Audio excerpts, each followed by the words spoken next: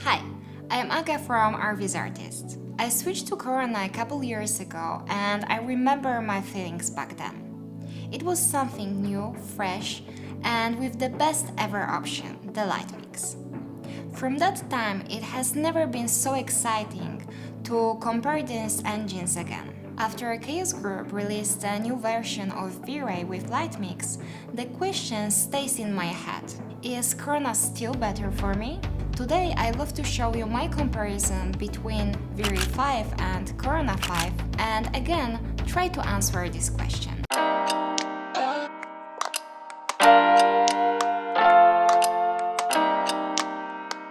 I will compare a few things that for me matters the most. I'd like to start my comparison from the previous of interactive rendering. That speed ups the workflow so much. I remember the times that I had to start rendering every time I did any change. I would never come back to this. Let's see how it works in both engines. I want to see where I am able to see the preview of the image first.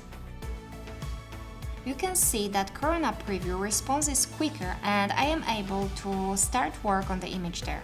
I need to wait a bit more to get a similar level of details in V-Ray frame buffer. Let's see now how working with the region option will be. The same as previously, Corona preview is more responsive and it's faster to see the changes during the production process. V-Ray starts rendering from scratch if you select a new region, even if nothing has changed.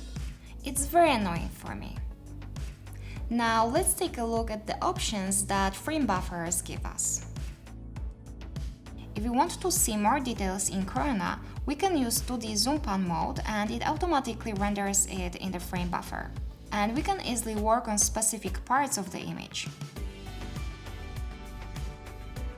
Additionally, we can use the pick option, which gives us the possibility to pick the object from the image, and it automatically selects it in the scene. That's a really cool one. There is also a Ctrl+C option that allows us to copy the image and we can, for example, paste it to the Photoshop file. Super handy. We can of course duplicate the preview as well. Let's see what V-Ray 5 has. Okay, so we have, for example, used the real zoom option to see specific parts of the camera preview closer. I think it's a better solution than in Corona, as you don't waste time on clicking between the viewport and frame buffer. This option is really cool, as you can pick the object and it will render only the one you want.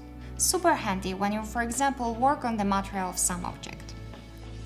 There are some additional options here, for example, wireframe or UVs. Let's see what else. You can use the follow mouse option, which is quite handy and makes the workflow faster.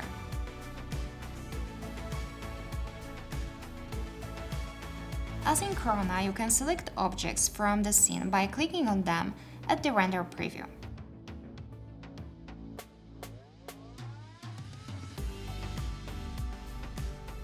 This option sounds interesting. You can select the object and the material will be automatically found.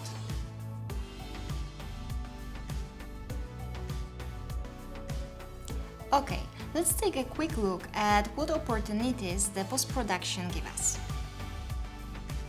In Corona, we have this panel here for post.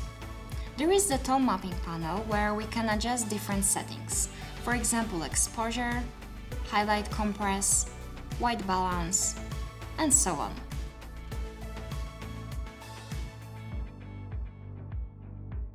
We can apply the LUT, which typically makes the more noticeable difference. Corona has its own LUTs, which we can use. We can adjust the strength of different options. Also, we have a bloom and glare effect. Also sharpening, blurring, and denoising section.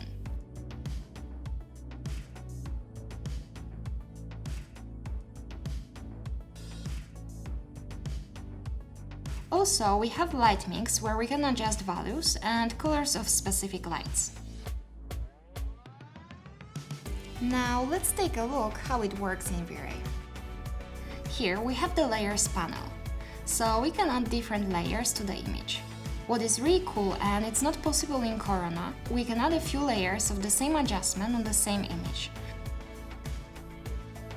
So let's say I want to add an extra layer of white balance. Not a problem.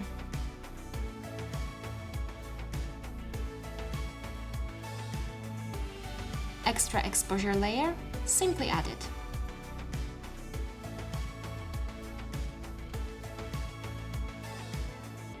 We have a light mix panel as well, where we can control values and the colors of the light.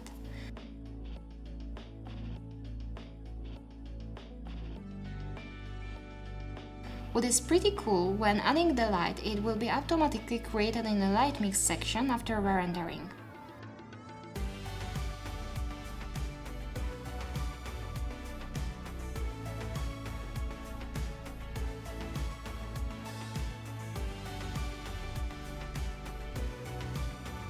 We also have the lens effect that gives us more control than the bloom and glare effect in Corona. There are a lot of options in this panel.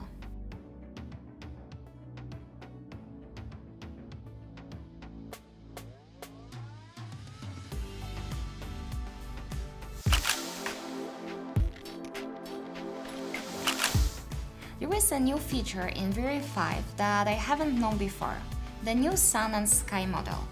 I'm going to test this out today and compare with this what Corona offers us. I start from creating V-Ray Sun. Let me position it the way we're able to see it.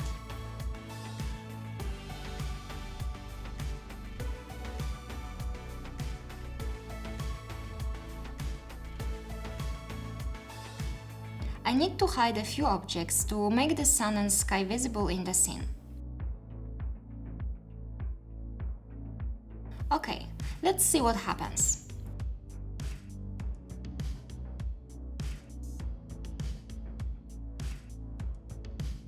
First of all, we need to adjust the settings of the sun and change the sky model to improved.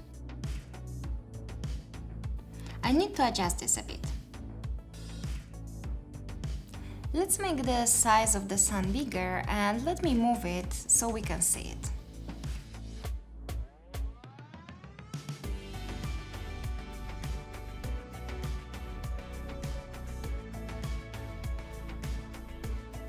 Great, here we go. I test different sizes and positions. It's really nice and realistic. I like it very much. Of course, we can adjust it and add a lens effect to make it even better.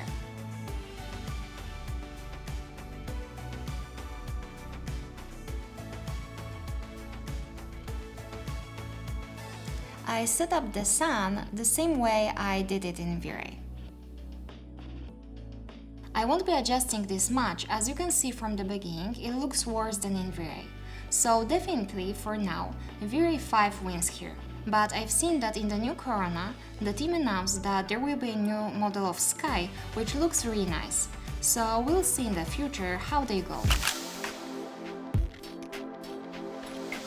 In V-Ray 5, there are new features that Corona doesn't have, like texture randomization, stochastic texture tiling, cold layer and sheen layer, which are pretty interesting for me and I found them really useful. I've already created the video about these features just in the beta version of V-Ray 5. So if you haven't watched it yet, I put the link in the corner. I rendered the scene I've shown you before in both engines, and as you probably guess, in V-Ray it was much faster. The time with final settings for V-Ray was around 2 hours, and for Corona around 5. So it took more than twice longer for Corona to render, which is the case if you want to render quickly. I still feel that Corona gives more realistic results and the output is more natural. And this is the biggest advantage of this renderer for me right now. Let me show you how final outputs look in Corona and in V-Ray.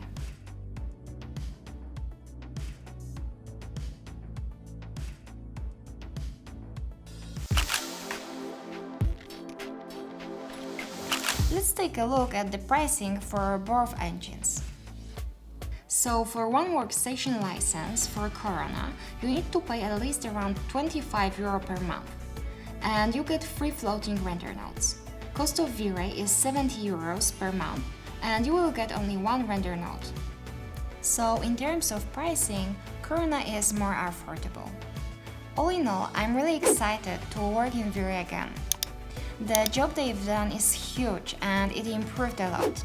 It has practically everything I love in Corona and even more. The only thing considering for me is the final result and how responsive the interactive rendering preview is.